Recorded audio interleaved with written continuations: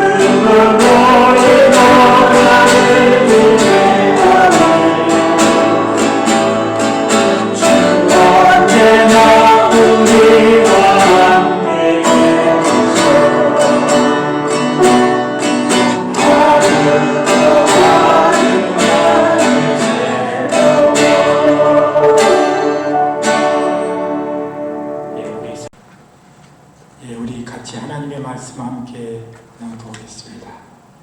주보 3면에 나와 있는 하나님의 말씀,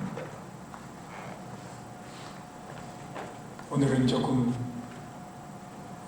말씀이 긴데 사도행전 12장 7절에서부터 17절까지 우리 천천히 도리와 함께 낭독하겠습니다.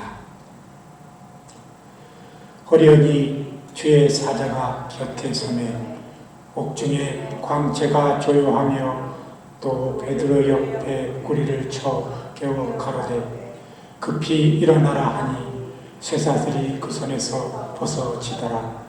천사가 가로되 띠를 띠고 신을 일매라 하거늘 베드로가 그대로 하니 천사가 또 가로되 겉옷을 입고 따라오라 한데 베드로가 나와서 따라갈새 천사의 하는 것이 참인 줄 알지 못하고 환상을 보는가 하니라.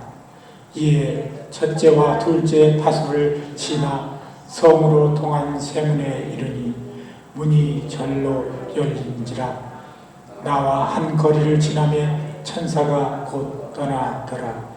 이에 베드로가 정신이 나서 가로되 내가 이제야 참으로 주께서 그의 천사를 보내어 나를 헤롯의 손과 유대 백성의 모든 기대에서 벗어나게 하신 줄을 알았노라 하여 깨닫고 마가라 하는 요한의 어머니 마리아의 집에 가니 여러 사람이 모여 기도하더라. 베드로가 대문을 두드린데 로데라 하는 계집 아이가 영접하러 나왔다가 베드로의 음성인 줄 알고 기뻐하여 문을 미처 열지 못하고 달려 들어가 말하되 베드로가 대문 밖에 섰더라 하니 저희가 말하되 내가 미쳤다 하나 계집아이는 힘써 말하되 참말이라 하니 저희가 말하되 그러면 그의 천사라 하더라. 베드로가 문 두드리기를 그치지 아니하니 저희가 문을 열어 베드로를 보고 놀라는지라. 베드로가 저희에게 손짓하여 종용하게 하고 주께서 자기를 이끌어 옥에서 나오게 하신 일을 말하고 또 야고보와 그 형제들에게 이 말을 전하라 하고 떠나 다른 곳으로 가니라. 아멘. 이 시간은 특송 시간입니다. 오늘은 11월의 마지막 주일이지만 또 교회력으로 보면은 이 대강절, 영어로는 어드벤트라고 이렇게 표현하는데 그 첫 번째 주일입니다. 예수님이 이 땅에 오시는 것을 고대하며 또 하늘의 영광을 버리고 이 땅에 몸소 인간의 몸을 입고 오신 우리 주님의 오심을 또 기억하며 또 기다리며 또 우리의 삶을 다시 점검해봐는 그런 시기가 되는 것입니다. 이 시대에 많은 교회 목회자들이 목표하고 또 추구하는 그런 바가 있는데 그것은 바로 다시 우리가 초대교회로 돌아가야 한다고 외치고 있습니다. 우리가 교회사에서 보면 여러 가지 초대교회 상황을 보면은 성도들이 얼마나 때로는 혼란을 당했고 또 수많은 기도의 열심으로 전혀 기도에 힘써야 했던 철저한 신앙을 그들이 가졌었습니다. 오늘 우리가 읽은 이 사도행전 12장의 본문을 통해서 우리가 잠시 느낄 수 있는 것이 바로 그들이 철저한 신앙으로 무장했으며 전혀 기도에 힘써야만 했던 혼란과 핍박 속에서 기도하지 않고서는 견딜 수 없던 그런 상황이었음을 우리는 보게 됩니다. 로마의 창칼과 유대 교권자들의 잔악한 핍박 속에서도 신앙으로 무장한 성도들이 오늘 본문처럼 전혀 기도에 힘쓴 결과로 초대교회 교세는 확장되기 시작했습니다. 처음에 120명 문도에서 시작해서 3,000명으로 또 그리고 수만으로 증가하기 시작하였던 것입니다. 이 교회의 범위도 스데반의 순교 이후에 예루살렘 성을 벗어나 사마리아와 수리아의 안디옥 등으로 확장되었습니다. 이에 당황한 유대 교권자들은 사울을 후에 바울입니다. 사울을 앞세워 기독교인들을 박해하기 시작했습니다. 그런데 이 사울이 다메섹으로 가는 도중에 주 예수 그리스도를 만나 회심함으로 그들은 큰 타격을 받게 되었습니다. 그러자 음흉한 이 헤롯 왕은 이 틈을 타서 교회 확장시키려는 것을 교회의 확장을 중지하려고 사도 야고보를 체포해서 처형하는 그런 슬픈 사건이 있었습니다. 또한 교회의 기둥인 사도 베드로마저도 잡아들였던 것입니다. 이에 예루살렘 교회는 수많은 배상 상황 속에서 주께 기도로 밤새워 매달리기 시작했습니다. 성도들의 간절한 기도를 들으신 하나님께서는 옥중에 베드로를 구출하는 작전을 비로소 전개하셨습니다. 주의 천사를 보내서 피곤에 지쳐 쇠사슬에 묶인 채 잠을 자고 있는 베드로를 옆구리를 쳐서 급히 일어나라 이렇게 깨웠습니다. 이제 베드로가 천사의 음성을 듣고 일어나자 그를 묶은 사슬이 풀려졌습니다. 그리고 또 천사의 명대로 옷을 두르고 신들매를 하고 천사를 따라 파수꾼들이 지키고 있는 옥문을 하나 둘 지나갑니다. 주의 역사로 그 옥문이 열며 밖에까지 나오게 되었습니다. 베드로는 처음에 그것이 자기가 꿈속에 보는 환상으로 착각했었던 것 같습니다. 그런데 이제 옥문 밖에 나와 거리를 한참 걸어가지고 천사가 비로소 떠나자 베드로는 그제야 주께서 천사를 통해서 주의 사제를 통해서 자기를 구했던 것을 깨닫게 되었습니다.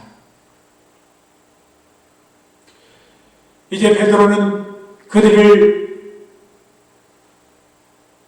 베드로를 위해서 기도하고 있던 마가라는 요한의 집 앞에 이르렀습니다. 드디어 성도들이 기도하고 있는 그 마가의 집 앞에 다다르자 감격하여서 그 대문을 두드렸습니다.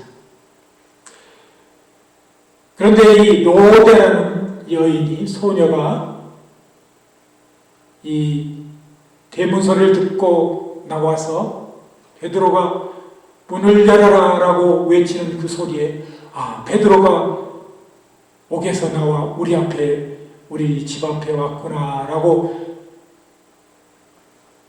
너무 감격하고 놀란 나머지 문을 열어주지 아니한 채 안으로 들어가서 제자들과 그리고 신도들에게 얘기하기를 베드로 선생님 문 밖에 와 계십니다. 이렇게 말하자 주의 제자들은 이것을 믿지 아니했습니다. 네가 정말 베드로를 너무 사모하여 그를 지키는 천사를 본 것이겠지라고 조롱까지 하게 되었습니다. 이에 기다림에 조급한 베드로는 문을 세차게 두드리자 비로소 제자들이 문을 열어주었고 베드로를 보고 놀라 감격하며 그를 영접하였던 것입니다. 오늘 우리가 읽은 이 본문의 예화가 해피 엔딩으로 끝나 때로는 별 관심 없이 그렇게 지나갈 수 있습니다. 그러나 저는 오늘 이 본문을 통해서 오늘 우리 시대에 우리에게 주는 또 대강절 첫날에 우리가 어떠한 준비를 가지고 어떠한 영적인 자세를 가지고 주의 오심을 기다려야 되는지 하는 교훈들을 이 본문을 통해서 얻을 수 있습니다. 먼저 감옥에 갇힌 베드로를 위하여 애통하며 간절히 심야까지 기도했던 그들은 정작 베드로가 추록하여 나오니 못 믿겠다고 했습니다. 오히려 사실을 믿으라는 소녀를 조롱했던 것입니다. 우리는 여기서 자기가 기도한다고 의심 안 되다가 정작 하나님의 기도의 응답이 나타날 때 믿지 못하는 사람의 신앙의 허상을 발견할 수 있습니다. 미국의 중부의 한 시골 농촌 한 교회에서 있었던 예화입니다. 그곳에 오랫동안 가뭄이 있으므로 비가 오지 않아 가뭄이 심하였습니다. 교회에서는 비가 속히 내리기를 위한 기도를 성도들이 함께 모여서 드리기로 했습니다. 이제 기도 드리는 시간이 되어서 성도들이 하나둘 이제 교회에 모이기 시작합니다. 그런데 한 소녀가 교회에 들어올 때 한 손에는 우산을 하나 들고 왔습니다. 한 성도가 너는 이 가뭄 속에서 왜 우산을 들고 왔느냐? 우산을 쓸 일이 언제 있다고 이렇게 묻자 소녀는 오늘 우리가 하나님께 비를 내려 주시라고 기도 드리려 오지 않았습니까? 하나님께서 우리의 기도를 응답해 주시면 그 비가 올 때 내가 우산을 쓰려고 오늘 우산을 가지고 왔습니다. 라고 대답했다는 예화가 있습니다. 오늘 본문에 나오는 이 이름 없는 여인이었지만 이 성서에 기록되는 작은 여종 이름 로데다라는 이 여인은 베드로의 음성만 듣고서도 베드로가 자기 앞에 찾아왔다는 것을 깨닫는 그토록 안에서 초대교회 제자들 비롯한 여러 문도들이 기도할 때 그의 기도의 제목을 무엇보다도 잘 알고 그도 아마 합심해서 기도했을 것입니다. 하나님 아버지 여기에 갇혀있는 베드로를 풀어주십시오 라는 기도가 반복되고 외쳤던 그런 기도 제목이었을 것입니다. 그래서 이 소녀는 나와서 베드로의 음성을 듣자 하나님께서 기도의 응답을 해주셨구나 하고 너무 감격해서 그렇게 문도 열지 못하고 제자들에게 달려 들어갔다는 사실을 우리는 본문을 통해서 느낄 수 있는 것입니다. 그런데 정작 초대교회의 가장 중심적 인물이었던 제자들은 그것을 믿지 아니할 뿐더러 오히려 그 소녀를 조롱했던 것을 우리는 본문을 통해서 깨달을 수 있습니다. 오늘 이 시대에 많은 그리스도인, 신앙의 연륜을 가진 많은 그리스도인들이 자기가 예수를 잘 믿는다고 자랑하는 경우가 있습니다. 나는 지나간 세월 동안 성경을 몇 번 읽었고 기도를 매일 하고 화이어 타임을 시간 나는 대로 하고 이런 얘기들을 저는 많이 듣게 됩니다. 그런데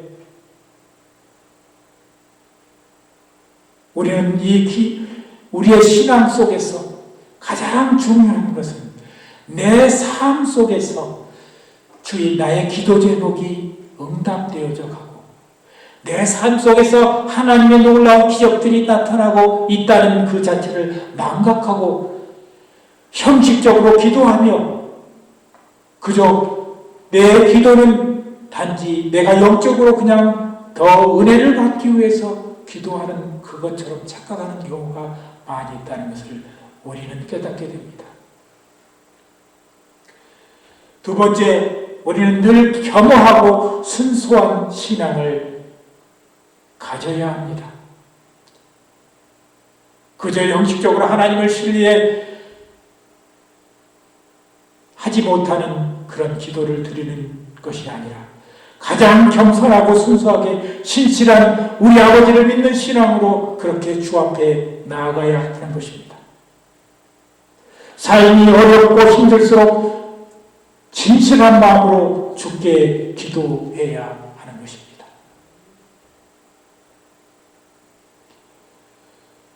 이 D.L. 무디 선생, 우리는 너무나 잘 아는 그런 분입니다. 이분이 설교 때 자주 문장이나 문법을 틀리게 말을 하곤 했다고 합니다. 하루는 어느 대학 교수가 이 무디 선생의 설교를 들은 후에 무디 선생한테 와서 당신은 15분 설교하면서 16번의 문법이 틀렸습니다 라고 말하자 무디 선생은 내가 이렇게 무식하여도 다른 이들에게 복음을 전하고 영혼을 살리기에 힘쓰는데 당신은 그 많은 학식을 가지고 얼마나 인류의 구원을 위해 어떤 일을 했습니까? 라고 반문했다고 합니다.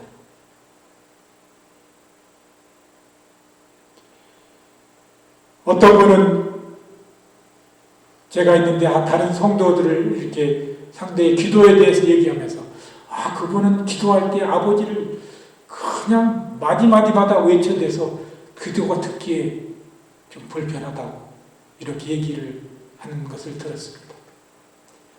그 사람 대충 기도하면서 아버지를 몇 번 부르는가 했더니 한번 5분 기도하면서 60번 가까이 쓰더라고. 이렇게 얘기하는 사람을 들었습니다. 우리가 아버지를 많이 부른 것은 그만큼 사랑스러운 우리 아버지요, 내가 신뢰하는 아버지기에 그렇게 간절한 마음으로 기도드리며 외치는 것입니다. 세 번째, 우리 스스로 자신을 낮추는 사람은 하나님에 의해 높임을 받는다는 사실을 우리는 깨달아야 하는 것입니다. 구약 성경에서 적국인 니느웨 수도에 가서 회개의 경고의 메시지를 외친 요나의 말을 듣고 돌이킨 니느웨 사람들의 겸손함을 우리는 보아야 합니다. 사실 그들 입장에서 보면 이미 이 바벨론의 수도였던 이 니느웨는 이미 이스라엘을 침공하는 이스라엘을 속국으로 만든 국가였습니다. 그런 보잘것없는 속국의 나라에서 온 자기가 자칭 선지자라고 하는 사람이 하나님의 경고를 길거리에서 외칠 때 들은 사람이 얼마나 있겠습니까? 그러나 그들은 왕을 비롯해서 겸손함으로 옷을 찢고 회개를 하여 돌이켜 주 앞에 돌아왔습니다. 오히려 이것을 외친 요나가 질투를 할 정도로 말입니다. 신약성경 누가복음 18장 3절에 세리 13절 이하에 보면 세리의 겸손하고 진실한 기도를 보고 칭찬하셨던 예수님의 모습을 우리는 볼 수 있습니다. 인간의 생각으로는 주의 역사를 다 알 수 없기에 우리는 겸허해야 하는 것입니다. 그리고 또 남을 질시하는 것을 거두어야 합니다. 스스로 자기 자신을 낮추어야 하는 것입니다. 우리가 너무나 잘 아는 말씀 누가복음 15장 11절 이하에서 25절에 있는 탕자의 비유가 나옵니다.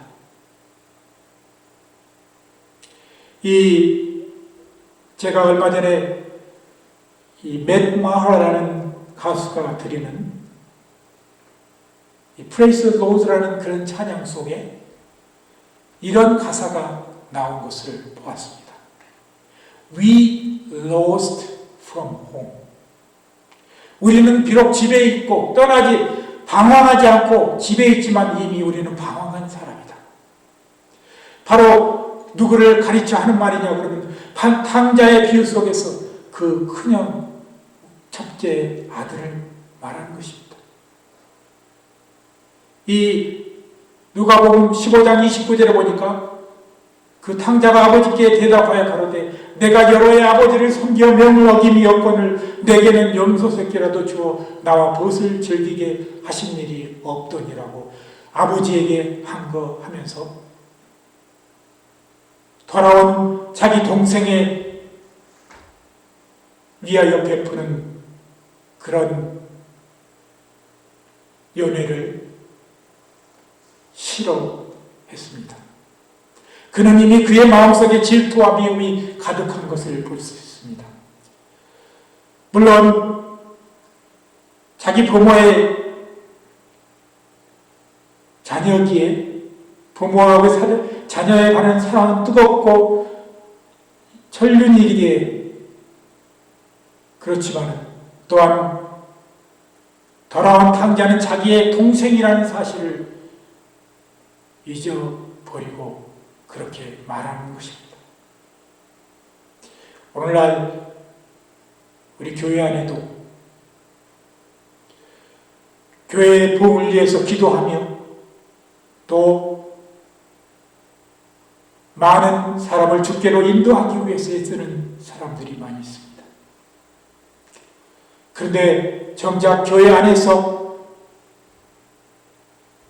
질투와 또 미움에 가득 찬 시선으로 다른 사람을 바라봄으로 말미암아 사람들이 하나둘 상처를 받아 떠나가는 경우가 있는 것입니다. 오늘 본문에서 제자들이 로데라는 종의 여종을 놀리고 그리고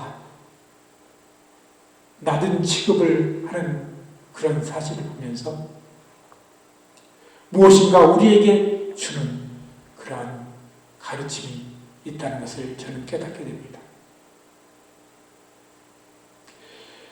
여기서 특별히 오늘 본문 가운데 이 본문 예화에서 이 성경의 역사를 통해서 굉장히 전환기가 오는데 그것은 사도 베드로의 사역의 이야기는 이 오늘 우리가 읽은 사도행전 12장을 끝으로 성경의 역사 속에서 사라진다는 것입니다.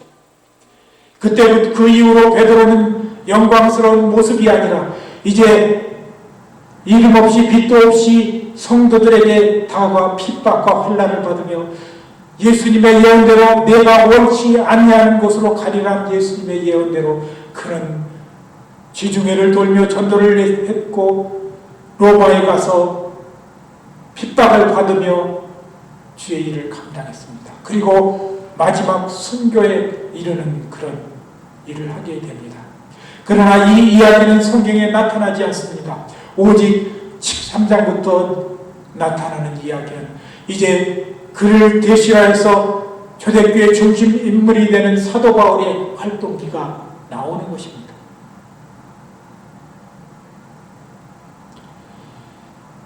오늘 이 본문 속에서 또 한 가지 우리에게 가르쳐주는 교훈은 이제 베드로가 예수님의 수제자로서 수많은 사람들에게 대우를 받고 또 하나님의 능력을 받고 초대교회의 가장 커다란 인물이 되었습니다. 또 야고보와 함께 초대교회 중심 인물이 되었습니다. 그러나 하나님께서 이제 이 사건 오늘 본문 이후로 주님께서 그에게 맡기신 사명들은 이제 자기가 원치 않은 길로 가면서 고난 속에서 핍박 속에서 주의 사역을 감당하는 일이었다는 사실을 우리는 알아야 합니다. 우리가 믿는 신앙의 허상과 실상을 오늘 이 시대에 우리는 많이 발견할 수 있습니다. 우리가 교회 안에서 직위를 가지고 직분을 가지고 수많은 일들을 하지만 정작 그들의 신앙이 영적으로 보면 허상 속에 신앙을 갖고 있다는 사실을 깨닫게 됩니다. 비록 조그마한 종의 신분의 여인이랄지라도 하나님의 기도의 응답을 보고 감격해했던 그런 여인의 모습처럼 우리는 우리가 더 겸허해지고 우리가 겸손해져야 합니다. 자신을 낮추는 삶을 살아야 하는 것입니다. 이제 말씀을 맺으려 합니다. 교회사적으로 오늘 본문을 보면 커다란 혼란 속에서 가장 극적으로 주의 제자들에게 나타난 하나님의 역사를 그들은 불신앙으로 응답했습니다. 우리는 환난에 직면한 기도를 드릴 때마다 얼마나 하나님께서 그 기도를 응답해 주시리라 확신하며 우리가 기도를 드리는가, 우리 자신들을 돌아보아야 합니다. 스코틀랜드의 유명한 부흥사 에버트 나발손이라는 목사님이 있습니다. 하루는 그의 설교를 듣고 감동한 한 청년이 이 목사님에게 다가와 목사님은 영적으로 능력이 있는 분이시기에 이렇게 많은 사람이 설교를 듣고 영적으로 변화되어 갑니까? 라고 묻자 이 나발산 목사님은 이 청년을 데리고 가 자기 교회에 있는 밀실 기도실에, 은밀한 기도실에 기도처를 보여주었습니다. 그 기도처 바닥에는 목사님이 무릎을 꿇고 그런 곳에 바닥이 패여 있었다고 합니다. 우리가 이 시대 속에서 얼마나 우리가 기도에 무릎을 꿇고 우리는 영적인 전쟁을 치러야 하는지 모르겠습니다.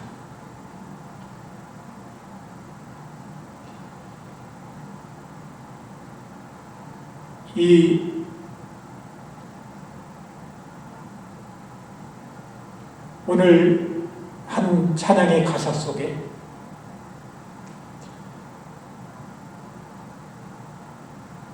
제가 잠깐 죄송합니다.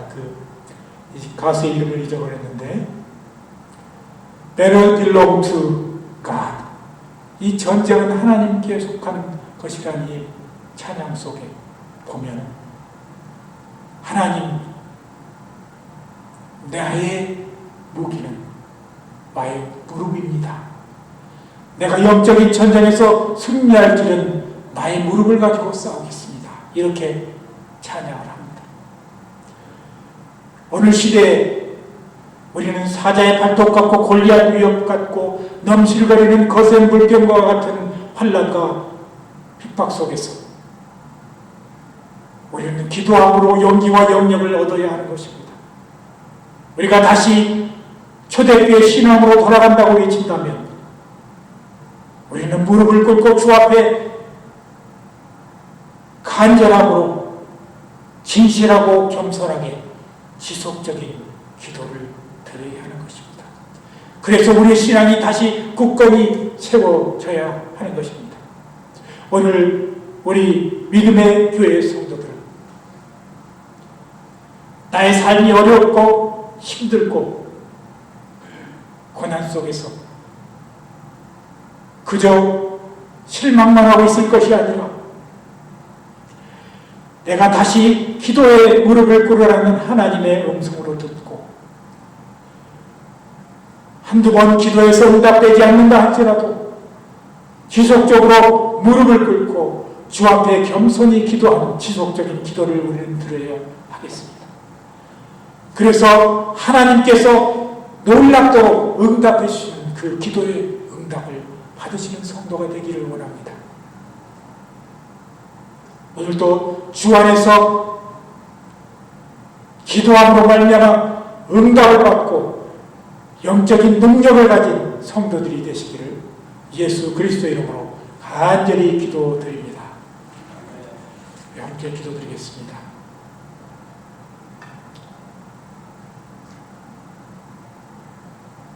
하나님의 말씀 살았고 운동력이 있어 좌우의 날선 검보다도 예리하여 혼과 영과 및 관절과 골수를 찔러 쪼개까지 하며 한다고 하셨어. 우리를 감찰하여 주시고 우리를 살펴주셔서 하나님, 우리는 너무 나태하고 우리는 이 세대 속에서 세상에 너무 빠질까 두려움싸우니 하나님이여 우리를 다시금 채워주시고 우리가 기도의 무릎을 다시 꿇게 하여 주시옵소서. 오늘도 우리에게 주어진 길을 가게 하여 주시고 하나님께서 우리에게 맡기신 일들을 하나둘 겸손히 감당하게 하여 주시옵소서. 형제들을 사랑하며 그들을 아끼며 그들과 함께 한 해를 다시 여는 성도들 되게 하여 주시옵소서. 보냄피어 목사님처럼 자기 생명이 얼마 남지 않은 그 순간 속에서도 형제들을 걱정하며 자기의 남겨진 그런 식구들을 위해서 기도했던 목사님처럼 우리도 겸손한 마음으로 겸허한 마음으로 주님 앞에 나가 기도에 힘쓰며 응답을 받는 성도가 되게 하여 주시옵소서. 감사드리며 예수 그리스도 이름으로 기도드리옵나이다.